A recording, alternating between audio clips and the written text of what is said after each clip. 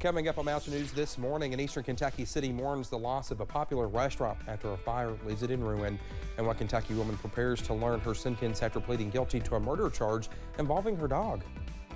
Dedicated to Eastern and Southern Kentucky, this is WYMT Mountain News this morning. It is Friday. I'm Dakota Makris. Good morning to you. 6:32 here, and we made it to the end of the work week. And just before we came on air, I was looking at pictures of my cat Winona because I missed her something awful this morning. Let's over to camera. That's all we were talking about during the break was my cat. Were talking about. No, I was trying to get you into the conversation as well. But you were ignoring. I was just the audience. You were ignoring? Yes. I'll show you the cute pictures in a bit. I appreciate it. I'll take it. This morning, though, the big story, Dakota, many people are waking up in the 30s and 20s once again. It is a very chilly start over in Whitesburg and Letcher County, looking at a clear sky, though, but temperatures are very chilly. Some of us in the 20s, 29 for Harlan and Middlesboro, 27 in Jonesville, 26, the cool spot over in Clintwood. Some of us also in the 40s, though, 42 for Jackson and 40 in Pikeville. The good news, we are dry on radar, and that dry weather is going to continue for the rest of your Friday. A beautiful day is on tap. We stay dry under plenty of sunshine. Temperatures topping out in the middle to upper 60s, and we get even warmer into this weekend. I have all those details coming up. Dakota?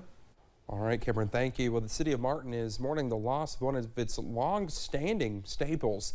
Fat Boy's Grill and Tavern was destroyed in a massive fire Thursday morning. Lisa Feinstein was in Floyd County yesterday and has more. Crews in Martin fought giant flames and smoke for over 4 hours early Thursday morning, trying to save a town staple eating spot. Fat Boy's Grill and Tavern has been destroyed by the fire, and Martin residents are already feeling the heartbreak. It's a great loss, yeah, and we all feel it, and the whole community will feel it. The restaurant's layout and some propane tank explosions made work for crews even harder. We had to sit there and think outside the box. We had a dangerous overhang. The way the structure was built, we weren't able to get over close to it, afraid of a collapse on us. So we had some people come out and help us with heavy equipment. In a small community like Martin, their local businesses make up the community. When one is lost, everyone feels it. It was a big joint for us. A lot of cars would sit there and park. When you come through the evening, you'd have to slow down through here. So yeah, there are going to be some people missing it. It's one of our only 2 restaurants that we have left in the town. The owners are down home, good people. And when you go in, you sit down there, you feel family. You don't feel like it's just something. It was known as a place equally as welcoming to locals and out-of-towners. Good home-cooked food. Today was going to be turkey and dressing day, and I missed that. At this time, I would have been calling in my order. Well, the authorities say the fire came from the back of the building in the kitchen, but they don't know yet exactly what sparked it. No injuries were reported. Former Kentucky Court of Appeals Judge Tom Emberton died on Thursday in a tragic house fire. Condolences are pouring in from various political leaders in the Commonwealth, including Senator Mitch McConnell. The senator talked about what kind of person Emberton was, saying, quote, "He was a friend to many and always a champion of South Central Kentucky. His wisdom, kindness, and always sage advice was an encouragement to all." As a relative of Henry Clay, his ability to mediate and compromise came naturally, and a tribute that would serve our country well at this time, end quote. A woman pleaded guilty in a deadly dog attack in Rockcastle County. Melissa Wolk pleaded guilty to murder in 2020. Before the pandemic started, her pit bull attacked 55-year-old Donald Abner. They were at a home on US 25. Neighbors at the time told police they saw Wolk on top of Abner, assaulting him and encouraging the dog to attack him. Wolk was drunk when this happened. As part of her plea, prosecutors recommended she serve 20 years in prison. She will be sentenced on November 7th. Well, the search continued yesterday at a Nelson County farm for Crystal Rogers. She has been missing since July 3rd, 2015. The FBI has been at the farm on Pascal Boulevard, Ballard Road for several days. The farm is owned by a family member of Brooks Houck, who is considered the main suspect in her death. And a Laurel County school bus was involved in a crash Thursday morning. Officials with the London Laurel Rescue Squad were called out to American Greeting Card Road a little after 8:30.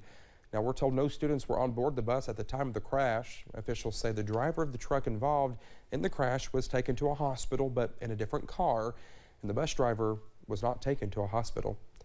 Well, targeting traffickers is the main goal right now for Bluegrass Narcotics Task Force, and we're getting an inside look at what the work they do in Harrison and Bourbon counties.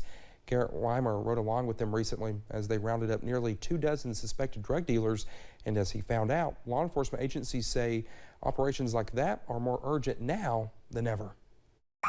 The day starts early, and it's straight to business. We know for a fact that the narcotics that we're dealing with and that we're trying to take off the street are taking lives daily. After a briefing where law enforcement go over the operational plan, they break up into teams and hit the road. On this day, the first stop is in Sunrise.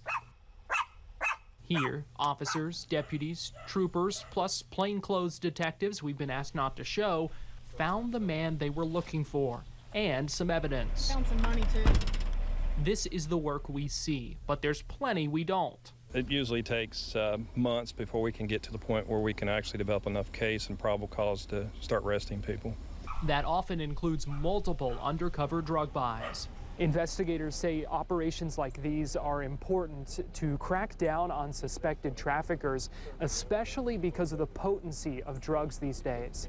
When you're talking about trafficking fentanyl and carfentanil, and now that stuff's being integrated and mixed with methamphetamine and even marijuana and stuff like that, I mean, it takes so little to kill a person that, you know, it makes these investigations pretty intense and really, really important for sure. Not every house they stopped at ended in arrests. Some they had warrants for ended up being out of town. But for most this time, the end result. New tonight, a large drug investigation has led to the arrest of nearly 24 people. Those arrests are part of a multi-county investigation by the Bluegrass Narcotics Task Force. 12 people were arrested in Harrison County, another 9 arrested in Bourbon County. Almost all of the arrests were for selling meth or fentanyl, the main focus of the task force right now. Their strategy, they say, get drug users into treatment and put drug traffickers behind bars. I don't think you can arrest your way out of the problem, but I also know that you have to arrest your way out of the problem as well. But the cases don't end here. Prosecutions follow as the cases go through the court system and as investigators continue to try to fight the flow of drugs. At the end of the day, our goal is to slow the trafficking of illegal narcotics and to help save people's lives, we hope. In Harrison County, Garrett Weimer, WKYT. Well, the task force also works closely with treatment centers, religious organizations, and state programs to try to direct those with lower level possession offenses to get the help they need. Well, if you are an EKU graduate and 35 years or older, well, there's a good chance you have either heard of or visited the Family Dog. Well, the bar has been closed for 22 years, but now for one night, it's opening its doors, and that's tonight. The iconic dog will be open for EKU's homecoming festivities. The bar was open for 26 years. Morgan Varney's mother, Jean Robinson, is the co-owner of the Family Dog. Robinson and her husband opened the bar, restaurant, and club in 1974. It's going to be a big blast from the past when people get to come back in here. That's what I'm most excited about. Well, she says the bar was closed so they could take care of family, but it will reopen its doors from 7 to 10 tonight,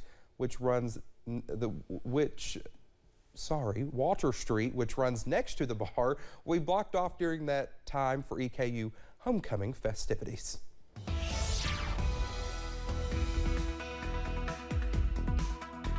Temperatures are chilly once again as you step out the door this morning. Here's a live look over at Buffalo Mountain, looking at a clear sky, but it is very chilly. We are sitting at freezing over at Buffalo Mountain right now. 29 in Manchester, 40 for Pikeville, 26 in Clintwood, and 42 over in Jackson. So be sure to grab the jacket once again as you step out the door.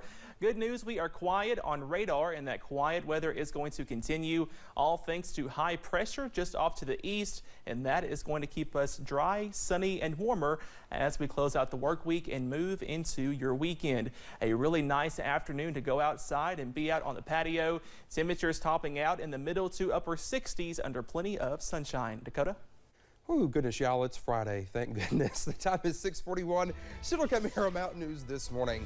Researchers urge doctors to pay more attention to their pregnant patients so they can spot signs they might be in danger at home. Stay with us.